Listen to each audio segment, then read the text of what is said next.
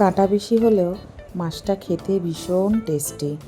তো কম বেশি সবাই জানো এটা কিন্তু ইলিশ মাছ। আজ তোমাদেরকে ইলিশ মাছের দারুণ একটা রেসিপি করে দেখাবো। খুব অল্প হলেও মাছে দেখো ডিম হয়েছে। আর মাছ আমি খুব ভালো করে ধুয়ে পরিষ্কার করে নিয়েছি। তো দেখো আমি এখানে নিয়ে নিয়েছি গোটা জিরে, কালো সর্ষে আর পাকা কাঁচা লঙ্কা। এটা খুব ভালো করে বেটে নেব। তো দেখো একটা কথা বলি, মশলা বাটতে আমার ভীষণ কষ্ট। সেই জন্য মাকে বললাম, মা তুমি একটু মশলা বেটে দাও, কারণ এই যে রেসিপিটা এটা কিন্তু হাতে বাটা মশলাতে বেশি টেস্ট হয়। তো দেখো মশলাটা মা এখানে দিয়ে দিয়েছে, আর এর মধ্যে দিয়ে দিলাম নুন স্বাদ মতো, আর দিয়ে দিলাম হলুদ গুঁড়ো, আর দিয়ে দিচ্ছি সর্ষের তেল, সামান্য মশলা ধোয়া জলও দিয়ে দিয়েছি। তো সব কিছু খুব ভালো করে মাখিয়ে নেব, যেন কোনো কিছু যেন আলাদা না থাকে। দেখো খুব ভালো করে মিশিয়ে নিচ্ছি। দেখো এইবার আমি এর মধ্যে দিয়ে দিচ্ছি ইলিশ মাছ। ইলিশ মাছগুলো প্রত্যেকটাই কিন্তু এপিটোপিট করে মাখিয়ে মাখিয়ে নেব।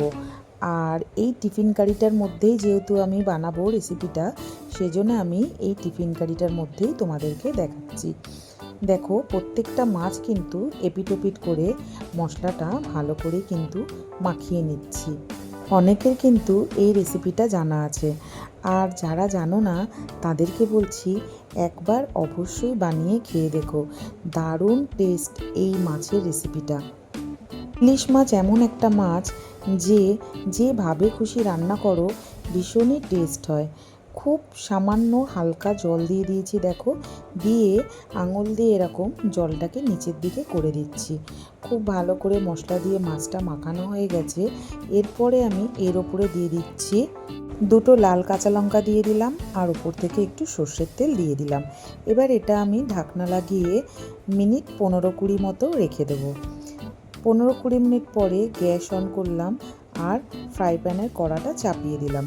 দিয়ে দিচ্ছি এর মধ্যে জল, আর দিয়ে দিচ্ছি একটা স্ট্যান্ডটা দিয়ে এর ওপরে আমি টিফিন কারিটা বসিয়ে দেবো। টিফিন কারিটা দিয়ে এর ওপরে আমি ঢাকনা চাপা দিয়ে দেবো। এই সময় গ্যাসের ফ্লেমটা আমি একটু বাড়িয়ে দেব। তারপরে ফুটে গেলে আমি একদম লো ফ্লেম করে দেবো। লো ফ্লেম করে আধা ঘন্টা মতন আমি এটা ভাপিয়ে নেব।